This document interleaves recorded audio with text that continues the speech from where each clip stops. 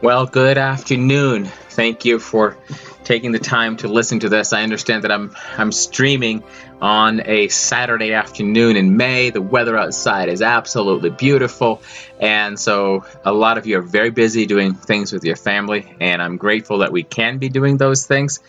But I wanted to go ahead and share this today as a coffee time with Pastor Joseph, talking about jurisdictions, but specifically talking about having done all to stand. And so it's interesting because today I am here and I have my mug with me, but it's afternoon, and this morning early I had 2 full cups of coffee when some of the young guys were here and we were chatting and praying together. And so this is not coffee today. In fact, it's almost cheating because I just took my mug and I filled it up with orange sparkling water. So I didn't even make the stuff myself. It's just it's something that I had in the refrigerator and I'm drinking it. So that's what's happening, and I am grateful for the beautiful weather out there. And so I will be hopefully this afternoon helping some friends of mine move still. And I'm getting ready for our church service tomorrow for the message again from the book of Jonah. And a lot of good things happening. We're right in the middle of we're doing a full-on push to try to film a movie this summer. And there's a lot of uncertainties about that, whether we'll actually get it done in time. So I'm pushing to get a movie to be filming the story behind the song, We Three Kings, the Christmas carol, We Three Kings. We're trying to get that done in time for a film release in this Christmas. So there's a lot of things that have to come together for that to happen, and many of the things are coming together in ways that only God can do. So God is seemingly blessing us and is bringing that together, and we're excited. However, there's still plenty left for us to be praying fervently for direction to know what is it that God wants us to do. And so because of that, also, I'm actually, I haven't shaved myself or cut my hair in a little while because it looks like most likely I will be playing at least a small part in the film. And so I need to be able to have hair that can be cut to look like 1850s on the East Coast in the United States. So I am going to let my hair grow out for the next couple of weeks, and hopefully we'll be able to film in a couple of weeks, and I'll find out what the actual haircut is that I need for that. But that's what's happening. And I had been talking the last couple of times that we were together talking with Coffee with Pastor Joseph. I was talking about jurisdictions, and I wanted to talk about that again.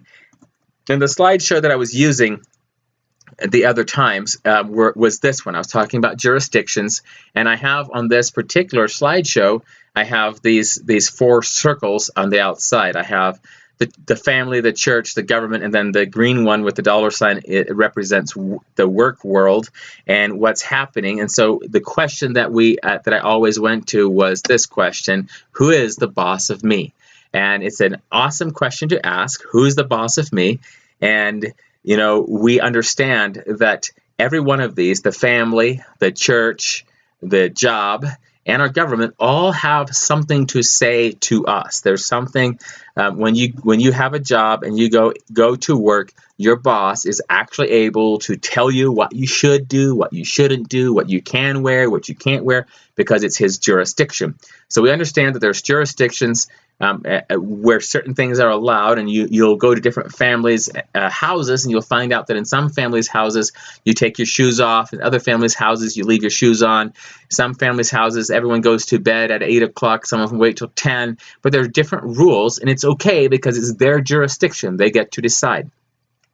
And so, you go someplace and the family does not let their children drink coffee until they're 16 years old or 18 years old. Other families you go and the children are drinking coffee from the time they're tiny. And you go to some in the different jurisdictions, and so you're like, well, which one of them is going to turn out right? And you watch and you wait and you see, how do the children grow up? And so when your time comes to have your own house as a jurisdiction, you start adding in the things that you have seen that worked in other homes, and you want to build into your house good habits and good things because it's your jurisdiction, you're responsible for it, you have to answer for it. So in talking about that, I was reminded, as we've already discussed several different aspects of jurisdictions, and who's my, the fact that not only is the question who is responsible or who is the boss of me, who can tell me what to do, but the question also is, where am I allowed to do anything? What is my influence? And so that one looked a little bit more like this, where we have the question, who is the boss of me? And then we realize, well, actually, where does Christ govern? Christ is my King and my Lord. He gets to tell me what to do.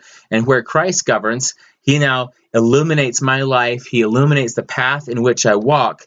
And then my interaction with family, my interaction with church, my interaction with government, my interaction with my job are all governed by the fact that I belong to Christ. First and foremost, I belong to Jesus Christ.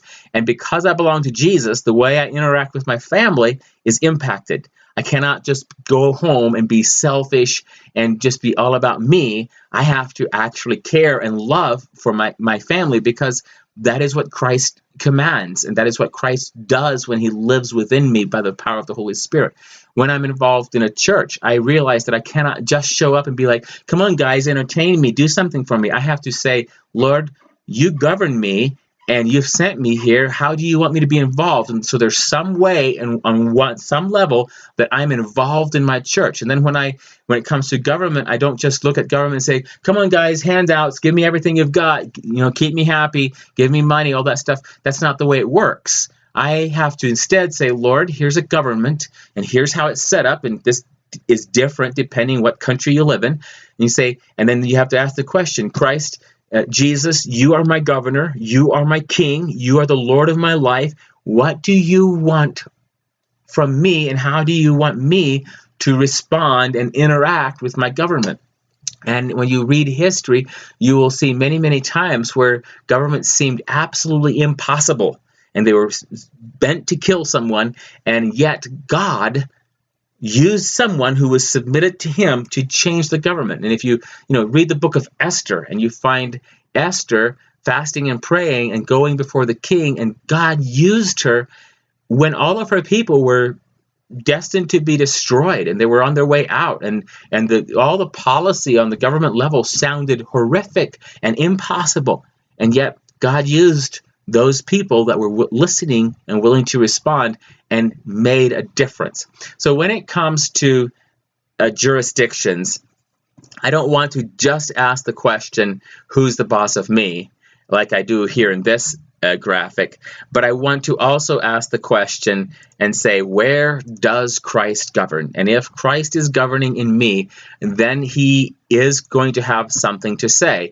and he is going to be telling me how to interact with all of these spheres of influence. So I have a few things I want to deal with. One, there's a verse over in Ephesians chapter 6 that has often challenged me. And if you're familiar with this, that in Ephesians chapter 6, we have the whole armor of God. And he's telling us to put on the whole armor of God.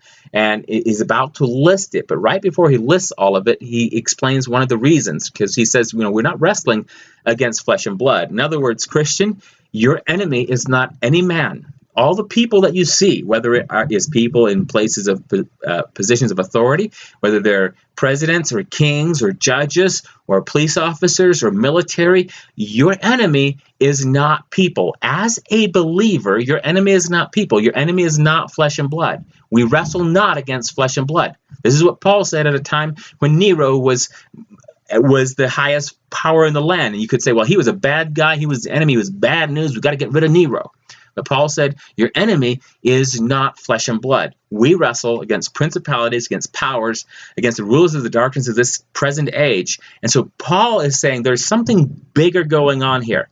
And what's going on is that every single person you see, whether they're a president or whether they're a prisoner in some prison somewhere, every person you see must be born again. Every person you see has to be saved by Jesus Christ, or we're not free. We're all broken. And so even if we have more positions of authority or more money or more whatever, it doesn't matter. We are actually needing to have freedom that comes from God. We need to be rescued. We're all in a broken world together. So in the days when Paul was an apostle walking around, before he got saved, he needed salvation just as much as Nero needed salvation. The difference is when God called on Paul, he responded. And when God called on Nero, we have no record of him ever responding. And yet we see that in his time, there were people coming through the Colosseum and other places. There were Christians coming in, and there was plenty of opportunity for Nero to say, what's up with these people? What's going on? And to hear the gospel. In fact, he probably did hear the gospel and probably did not listen or care, potentially hardened his heart more against God. And so it's very important for us to realize that every one of us has an opportunity, and we need to respond to God. So here's the verse from Ephesians chapter 6 that I took the talk out from for today. It says, therefore take up the whole armor of God, that you may be able to withstand in the evil day, and having done all, to stand. And so that phrase, having done all, to stand, is the part that I want to focus on. You and I, having done all to stand, is not talking about just having done all to make sure that we can withstand against men, because we're not fighting against flesh and blood. We're fighting against principalities and powers. So how do we do everything and then stand? And so I want to think about this for a moment when it comes to jurisdictions. And one of the examples, when I think about jurisdictions a lot, I think about the current situation in the United States with the school, with the way public education works. And you have all of these schools all across the land. You have people, a lot of the teachers are good citizens of America. They're people, many of them love God, they love children, they love families, they're trying to do the right thing. And yet we keep having a problem in the school system where we find people's faith is being destroyed, where Christianity is being mocked, where Christianity is not being encouraged. And so you find that even though we live in a free nation, we're not actually free when it comes to education. And so many parents will write scathing things in newspapers and on social media, and they will say all kinds of things. But what I want to ask is, have you done all? And so let's back up a bit. In the picture of the jurisdictions, you have the different circles. And in this picture of jurisdictions, we have these circles where, let's see if I can find that one, where all of these circles are here. Nope, wrong graphic. Sorry about that. The graphic I'm looking for is over here in this one, where we have the guy with, oh, that's still not the right one. All right, try again. So let me back up a bit. There we go. That's the one I'm looking for. So we have these different circles, and we say, which one of these is impacting me? Who gets to tell me what to do? And we're asking that question for the simple reason that there are people always telling us what to do. So I wanted to take these circles and look at them. None of them says education on them. I don't have a circle here for education, and this is why. I actually believe that any one of these could provide education. I think in an ideal world, you would have the jurisdiction of the father and mother raising their children to a certain point, and at that point, they would then send them out to get the rest of their education. So for instance, perhaps the child would be at home and learn how to read and write and do basic math and do all of those things. And then about the time the child is around 12, 13, 14, the parents are saying, you have a real bent toward this kind of, maybe it's construction. And so they say, you know, we have an uncle over here who is doing a lot of construction, and he could teach you the rest of what you needed to learn. And so then the young man at maybe age 13, 14, 15 would go over there to his uncle, and he would get the rest of his education in a very practical sense with his uncle. And by the time he was 18 or 19, he would have a career, he would have a job, he would have everything ready, he would have learned what he needed to know, and he'd be ready to go out into the workforce. Let's say the young man wanted to be a lawyer. Well, he would find a lawyer who was a believing lawyer and would want to mentor people. And the lawyer would help him study law. By the time he was 18, 19, 20, he would be able to go in and pass the bar exam and become a lawyer. If you wanted to be a doctor, it might take a little bit more. They might have to first go and study some more of the sciences. And after they study more of the sciences, they might have to go into several fields and understand how it is, and then spend time. And they might have to spend time with multiple doctors. It might look different. But what would happen is every person up to a certain age would be trained at home. And this is actually how it works now. Schools aren't saying, bring us your children, we'll teach them, your babies when they're first born, we'll teach them how to nurse. They're not saying that. Schools aren't saying, bring us your children and we will will potty train them. They would rather not. They'd rather have you do that. And so schools, even as it is right now, are training, are taking children that have already been partially trained, have been partially educated. So they're doing it. I disagree with the level when they're doing it. I think they should be doing it a little bit later in life and allow the families to do them at home. However, that is my personal opinion. I want to share something here, though, that I think is very helpful in understanding how jurisdictions work. For instance, let's say that I forget that my primary responsibility is to take care of my children. And so I am neglecting my children. Maybe they're 6 years old and still not potty trained, 8 years old, still not potty trained. Maybe they're 10, 11, 12, 13, haven't even started to learn how to read. And I'm not doing anything to help them to learn how to read because I'm busy doing my own things. I'm like, I already know how to read. I don't need to worry about them. And I'm just letting them kind of grow like weeds, and I'm not taking care of my children.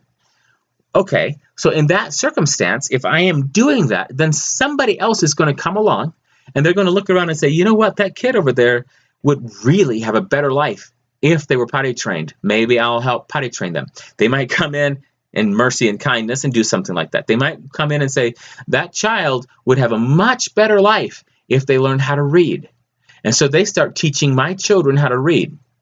This is a hypothetical scene, right?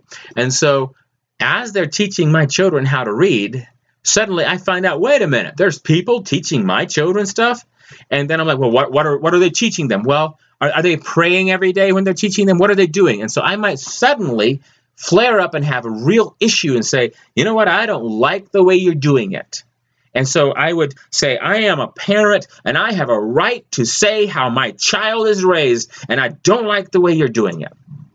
And so anyone that was watching would say, what are you saying? You weren't doing a thing to help your child. You were neglecting and abandoning your child, and the moment someone else comes along and starts doing it, you're all fussing about them, but you didn't do a single thing for them. What's up with this? And most of us, if we observe this in our community, we would say, something's off. Something's wrong with that guy. He doesn't understand things. But if we come back and look at ourselves, this is a possibility not just in the area of education. This could be happening in a lot of other areas. In the verse that I was using from Ephesians, where it says, therefore take up the whole armor of God, that you may be able to withstand in the evil day, having done all to stand. One of the pieces of this, the having done all part, is a good question to ask. What does it mean to have done everything? And so this is the way I approach life. I'm looking at everything that is in my jurisdiction. Some things I'm looking over there and I'm like, I think that's in my jurisdiction, but I'm kind of confused where my jurisdiction ends and someone else's starts. And so maybe not start there. Start with the things that are clearly yours. For instance, you are responsible for you. You need to be praying to the God of heaven. You need to be reading the scripture for yourself. No one else can do that for you. That's your responsibility very clearly. So you start with that. You do that. That's part of having done all. Second, you look at your own physical well-being and you realize there's nobody else out there that has to live with me in this body. And so I am responsible for taking care of myself. So I am the one that's responsible for taking baths. I'm the one, and as I was mentioning my hair earlier, I'm the one that's responsible for making sure I am groomed and my face is washed. That's my responsibility. That's no one else's responsibility. And so now that is very clearly mine. So I start taking care of what is very clearly my responsibility. So then you can stop and say, okay, well, so here's my house, or maybe you say, this is my room, and you start with what is yours, and you start taking care of the things that are yours first. And you take care of all of your jurisdictions that are very clearly yours. So then suddenly you say, you know what? It is my responsibility to earn a living for my family. So now you are working and you're trying to pay your own bills. You're not trying to get someone else to pay your bills. You're trying to figure out, how can I pay my own bills? And so you're taking care of all of these things. And then it gets to the point where as you're taking care of this one and this one and this one and this one, it's possible that suddenly what was a little bit fuzzy a minute ago where you couldn't quite see where it was reaching over there, now you see the boundary very clearly and you say, aha, that one is mine. I am supposed to take care of this. And if you can get that, that's awesome, because then you can be responsible for you and you're taking care of your own things.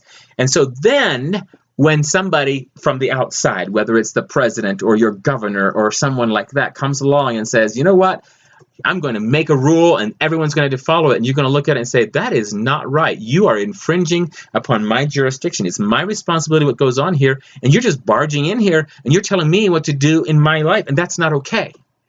And suddenly, the people around you are going to say, you know what, he always takes care of what is his.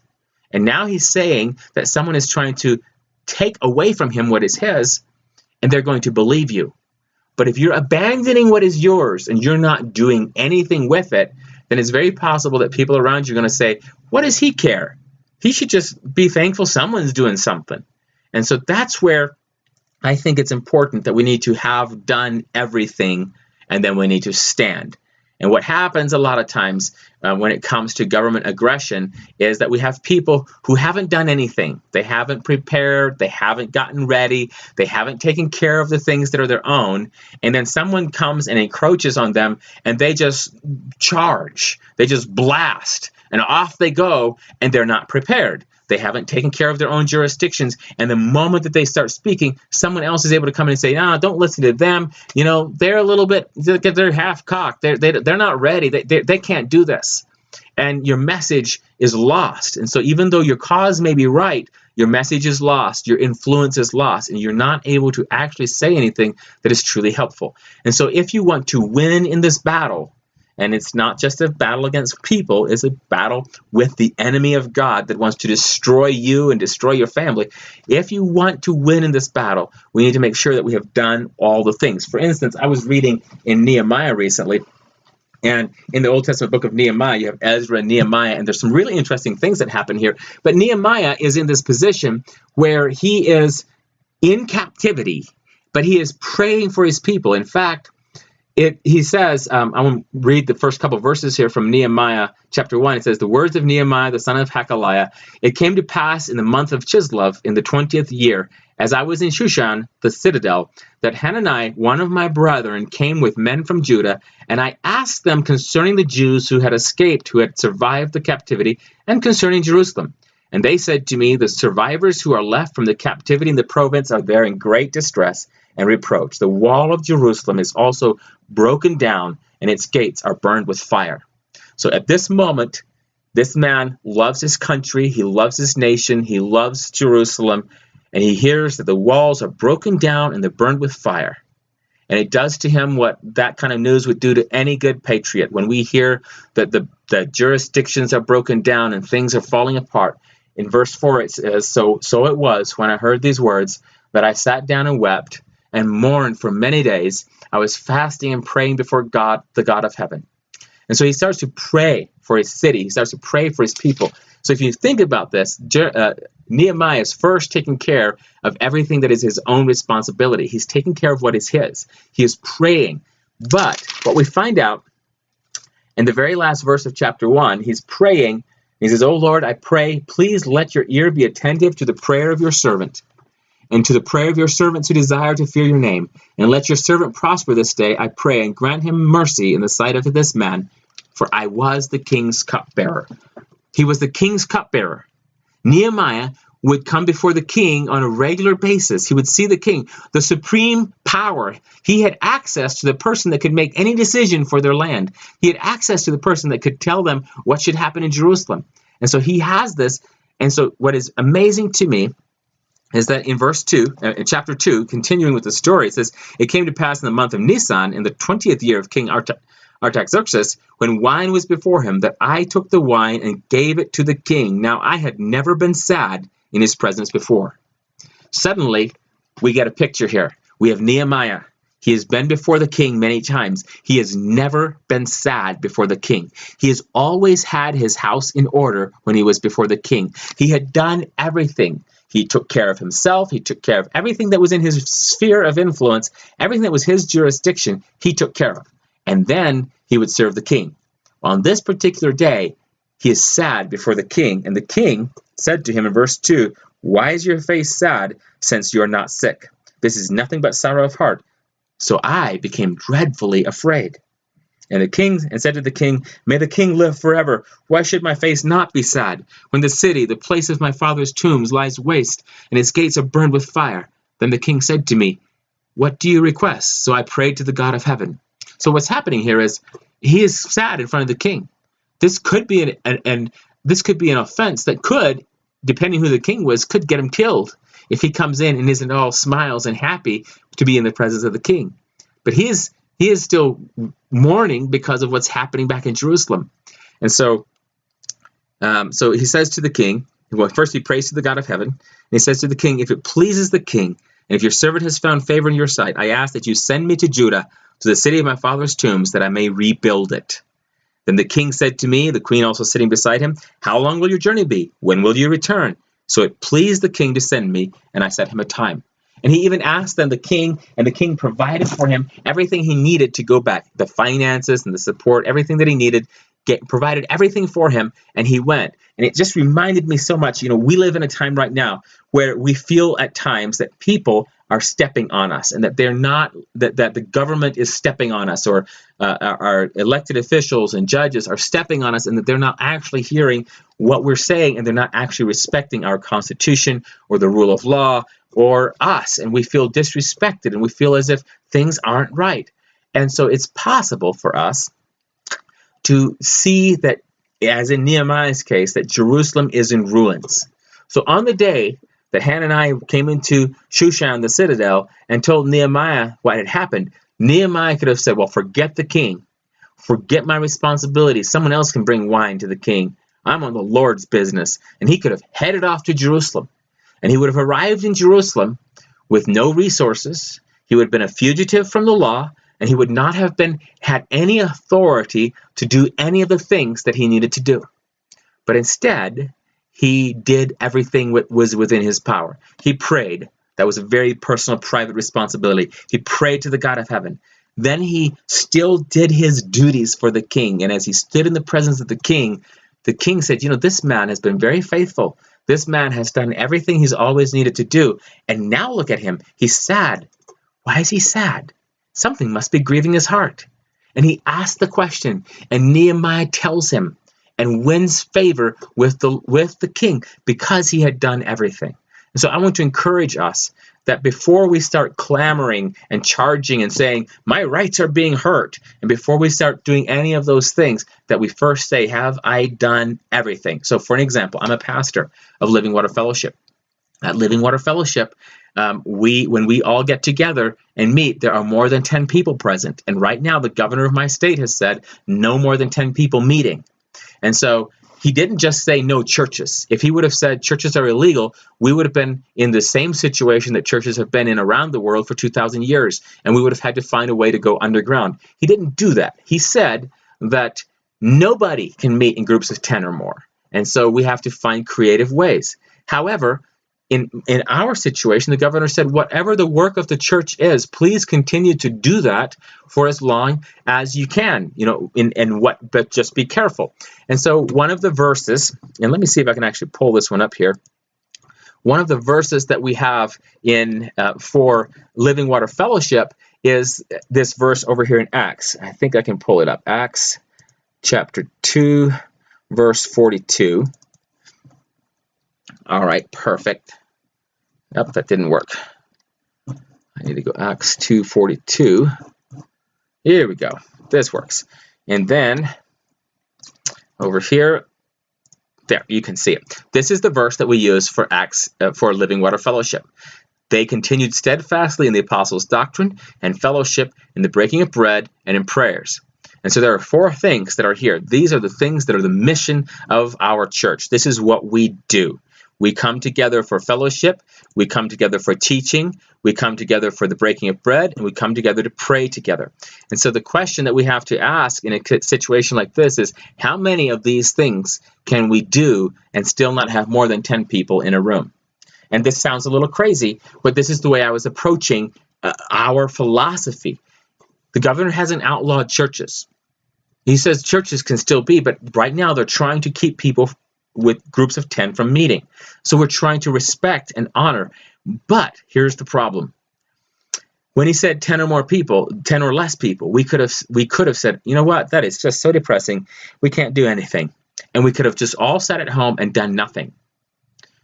And what we would have failed to do is we would have failed to having done all. We wouldn't have done everything that was within our power. We wouldn't have done everything in our jurisdiction. So what we have done instead is we have found ways to fellowship in small groups, in each other's homes, using sometimes Zoom conferencing. But we keep the praying time going. We meet together in the smaller groups. We do everything that we would do as a church, but we're doing it on a smaller scale. And then when we get to that point where we say, you know what, the governor is now legitimately out of his place in what he's saying, and it's time for us to come together in groups of more than 10, we can say, we have done everything, now here's our stand, and we can take a stand. But until we have done everything, I don't want to run out there and try to take a stand. I don't know if this makes sense to you, but I just think that it's very important for us to be thinking through this and say, what is my responsibility? Have I done everything I'm supposed to do? Because sometimes it's so easy to see over there what someone else is not doing and get all bent out of shape because we're like, they should be doing something different. So that's my thought today as I think about jurisdictions having done everything to stand is if you want to do well in the battle, if you want the Lord's favor, if you want to win, make sure you know what is your responsibility and then do all of them. For instance, if you're mowing all of the grass that belongs to you, no one else is going to drive by and say, someone needs to mow that grass. The city is not going to send out a big old tractor to mow your grass. If you take care of it, you will have taken care of it. But if you abandon what is yours, don't be surprised if someone else starts taking care of it and then starts telling you how to live. For instance, if the city comes and cuts your grass, they're going to send you a bill. They're going to fine you, and they're going to say, you didn't cut your grass, it was unsightly and unseemly and became a hazard to our city, therefore we cut it, and here's your fine. And so you don't want to get to that place, because at that place you could be like, this is unconstitutional. They cannot fine me for not cutting my grass. Well, maybe it is and maybe it isn't. But you take care of what is yours first, and then you'll have a much better chance to win your case and actually have favor and do the right and be able to change someone else's behavior. So I don't know what all your responsibilities are, but I know you've got a bunch of them. And I know how easy it is to get lost in the big things happening and forget what all is mine. But I want to encourage you, go take inventory of your life. Look at what is yours. What is your responsibility? And then start taking care of every one of the responsibilities that belongs to you. And there is a good chance that when you start doing that, you'll find that some of your responsibilities are currently being taken care of by someone else that shouldn't be taking care of them. And it might be a difficult thing for you to walk up to them and say, I am sorry, but this is my responsibility. I am taking it back. But if you've done everything else, you can take that stand. So remember, we need to pray like Nehemiah did to the God of heaven, and we do everything in our power. We keep serving the way we're supposed to serve. And then when we come to that point, having done everything, we stand. And that's the way we win spiritual warfare. That's the way we win political battles. That's the way we win favor in our neighborhoods with people. We take care of everything that is ours. And then when the opportunity arises, we say, you know what? There's a problem over here. And God will use us to restore, to rebuild the broken down walls of our own nation if we have done everything else and are taking our stand. So that's my encouragement for you. Take a stand, but make sure that first you have done everything else. That having done all, you may stand. Thanks for listening. I really appreciate it. I know this was a long talk and it's all about jurisdictions. And for some of you, you're like, blah, blah, blah. What's he talking about? But for others, this may be very helpful. So do everything in your power, take your stand, and watch God do his part and redeem you, use you to rebuild not just your nation, but your people and your society. God wants to use you, but you've got to take care of what is yours, and then he will take care of what is his. Blessings. Thank you all for tuning in. I'll see you all next time.